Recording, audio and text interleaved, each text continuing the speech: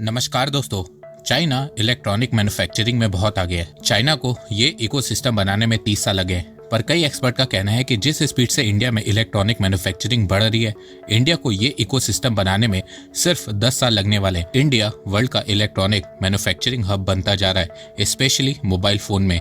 Apple ने 2021 में India में स्मार्टफोन बनाना शुरू किया था और 2025 तक भारत से $50 बिलियन $4.5 लाख करोड़ रुपए के आईफोन एक्सपोर्ट हो चुके हैं। और इतने ही पीरियड में इंडिया से सैमसंग के $17 बिलियन के made in India smartphone export हुए हैं। एशिया में चाइना के बाद इंडिया से सबसे ज्यादा आईफोन एक्सपोर्ट हो रहा है।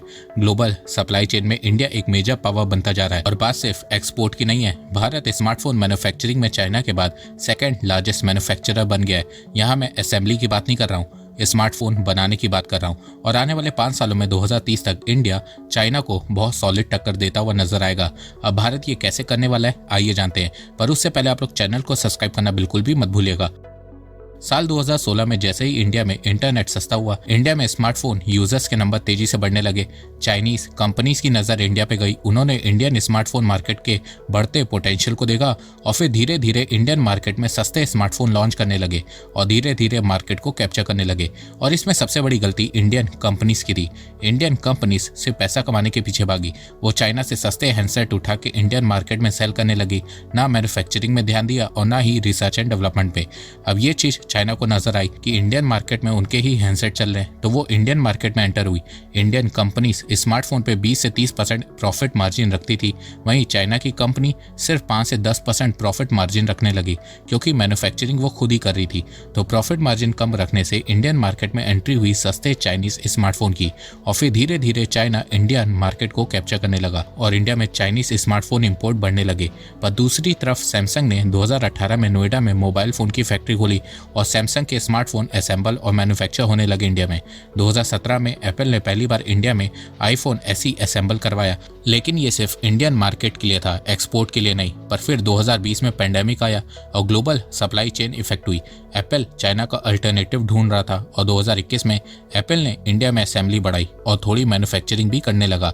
वहीं 2020 के एंड में इंडियन गवर्नमेंट ने एक पॉलिसी अनाउंस की, PLI production linked incentive scheme. मतलब इंडिया में मैन्युफैक्चरिंग करो और गवर्नमेंट प्रोडक्शन पे 4 से 6% इंसेंटिव देगी। तो सैमसंग ने अपनी मैन्युफैक्चरिंग इंडिया में बढ़ाई और एप्पल ने फॉक्सकॉन, पेगाट्रॉन, विस्ट्रॉन जो एप्पल के कॉन्ट्रैक्ट मैन्युफैक्चरर है, उनको इंडिया भेजा और इंडिया में आईफोन की मैन्युफैक्चरिंग शुरू हुई। बीते 5 सालों में सैमसंग और एप्पल के चलते India world second largest smartphone manufacturer बन गया है। आज इंडिया में 5 आईफोन असेंबली प्लांट है, 45+ कंपोनेंट सप्लायर हैं और हजारों लोगों के पास जॉब है। और अब एप्पल इंडिया में अपनी इन्वेस्टमेंट को बढ़ा रहा है। एप्पल को पता चल चुका है कि इंडिया ही फ्यूचर है। मोदी और दक्षिण कोरिया के राष्ट्रपति मून जे-इन यूपी के नोएडा में दुनिया की सबसे बड़ी मोबाइल फैक्ट्री का उद्घाटन करने पहुंचे।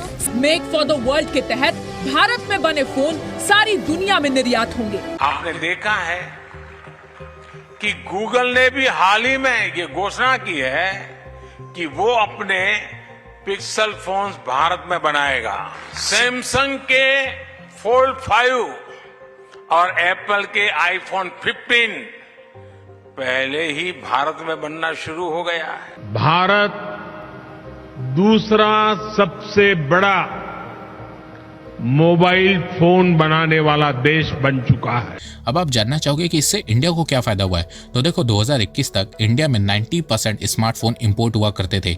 अब 97% स्मार्टफोन इंडिया में बन के ही बिक रहे हैं, जिससे स्मार्टफोन इंपोर्ट ऑलमोस्ट खत्म हो गया है। 2014 में भारत में सिर्फ 1% स्मार्टफोन मैन्युफैक्चर हुआ करता था, वो अब बढ़ के 15% हो गया है। मैन्युफैक्चरिंग यूनिट 2 से 300 पहुंच गई हैं, 12 लाख लोगों को नौकरियां मिली हैं।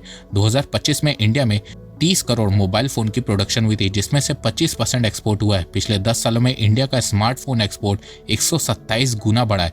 Bharat world second largest mobile phone manufacturer बन गया है, पर दुनिया का अभी भी 67% मोबाइल फोन चाइना में बनता है और सिर्फ 12% भारत में बनता है। इंडिया चाइना के बीच गैप इस समय बहुत ज्यादा है, पर आने वाले 5 सालों में 2030 तक ये गैप बहुत तेजी से कम होने वाला है।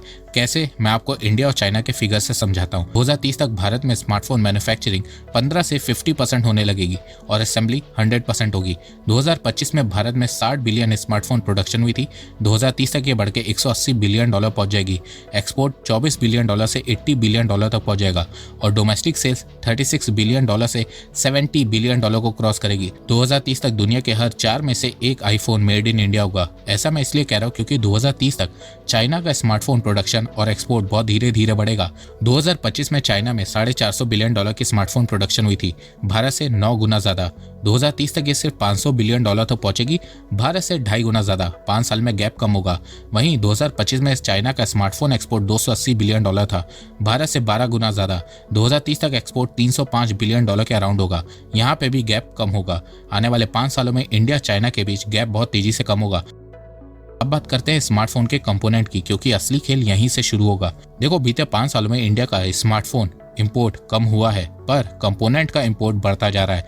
2021 में $45 बिलियन था, जो $80 बिलियन पहुंच गया है। इंडिया ज्यादातर सेमीकंडक्टर चिप ताइवान और कोरिया से इंपोर्ट कर रहा है। कैमरा मॉड्यूल चाइना और वियतनाम से इंपोर्ट कर रहा है। पर अच्छी बात यह है कि भारत में स्मार्टफोन के कंपोनेंट की मैन्युफैक्चरिंग भी तेजी से बढ़ रही है, जिसके चलते इंडिया के स्मार्टफोन कंपोनेंट का एक्सपोर्ट भी बढ़ रहा है। 2014 में भारत में सिर्फ 1% स्मार्टफोन कंपोनेंट की मैन्युफैक्चरिंग हुआ करती थी, अब वो 20% हो गई है। 2021 में $3 बिलियन एक्सपोर्ट था, जो 2025 में बढ़ के $15 बिलियन हो गया है। इंडिया अभी charger, adapter, wiring, connector, low made PCB export कर रहा है। भारत में अभी semiconductor fab, display fab, PCB ecosystem, battery giga factory बनना शुरू हुई है। 2030 तक भारत का स्मार्टफोन कंपोनेंट में भी एक्सपोर्ट बढ़ेगा। 2025 में भारत स्मार्टफोन कंपोनेंट में नेट इंपोर्टर है, $80 बिलियन इंपोर्ट कर रहा है और $15 बिलियन एक्सपोर्ट कर रहा है। डेफिसिट $65 बिलियन का है, पर 2030 तक भारत का इंपोर्ट $105 बिलियन होगा और एक्सपोर्ट $70 बिलियन के अराउंड होगा। डेफिसिट कम होकर $35 बिलियन पे आ जाएगा। चाइना को इस इकोसिस्टम को बनाने में 20 साल लगे हैं। इंडिया 7-8 सालों में हाफ डिस्टेंस कवर करेगा, जो बहुत बड़ी बात होगी। इंडिया की डिपेंडेंसी फ्यूचर में कम होगी और ऐसा इसलिए होगा क्योंकि एप्पल के सप्लायर इंडिया आ रहे हैं और Samsung already local component sourcing बढ़ा रहा है। इसके अलावा प्रोडक्शन लिंक्ड इंसेंटिव स्कीम का नेक्स्ट फेज कंपोनेंट मैन्युफैक्चरिंग की तरफ फोकस्ड है। तो इन्हीं रीजन के चलते इंडिया में स्मार्टफोन कंपोनेंट की मैन्युफैक्चरिंग भी बढ़ने वाली है। पर 2030 तक चाइना अलग लेवल पे खेलेगा। चाइना ने जो 20-30 साल में इकोसिस्टम तैयार किया है, उसका फायदा उसे 2030 से मिलना शुरू होगा।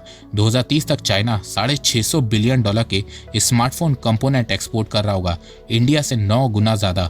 चाइना का इंपोर्ट भी बढ़ेगा, 240 से $280 बिलियन होगा, पर एक्सपोर्ट मैसिव बढ़ेगा। तो 2030 के बाद इंडिया को फिर से अपनी पॉलिसी को चेंज करना होगा। देखो, अभी इंडिया जो बन रहा है चाइना 2015 में बन चुका है, पर अच्छी बात यह है कि चाइना को वो बनने में ज्यादा साल लगे हैं। चाइना को इकोसिस्टम तैयार करने में 30 साल लगे हैं। इंडिया 10 सालों में चाइना का हाफ इकोसिस्टम बना लेगा।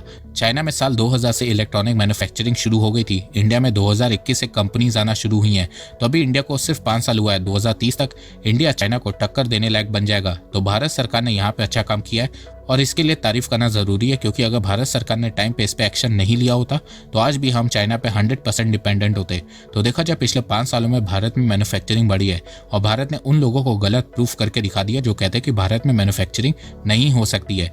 भारत ने पूरी दुनिया को बताया है कि वो भी फ्यूचर में एक मैन्युफैक्चरिंग पावर हाउस बन सकता है। भारत को अपनी स्मार्टफोन मैन्युफैक्चरिंग को और तेजी से बढ़ाना है और तेजी से ग्रो करना है, तो भारत को इंफ्रास्ट्रक्चर को स्ट्रॉन्ग करते रहना होगा, लेबर लॉस को ठीक करना होगा, टैक्स रिफॉर्म करते रहना होगा, लैंड एक्विजिशन प्रोसेस को आसान बनाना होगा, क्योंकि सबसे ज्यादा टाइम इसी में वेस्ट होता है, और साथ में रेड टेपिज्म को भी खत्म करना होगा। तो दोस्तों, आपको ये वीडियो कैसा लगा? आप अपनी राय मुझे कमेंट सेक्शन में बताइए। तब तक के लिए बस इतना ही। धन्यवाद। और अब आप मुझे सपोर्ट भी कर सकते हैं पेट्रियन और यूट्यूब में ज्वाइन बटन के थ्रू। एक बात मैं कहना चाहता हूँ, आप जितनी मेरी वीडियोस को शेयर करेंगे उतनी ही रीच मेरी बढ़ेगी और उतने ही लोग मेरे से जुड़ेंगे। तो वीडियो को शेयर करना, चैनल को सब्सक्राइब करना बिल्कुल भी मत भूलिएगा। मैं से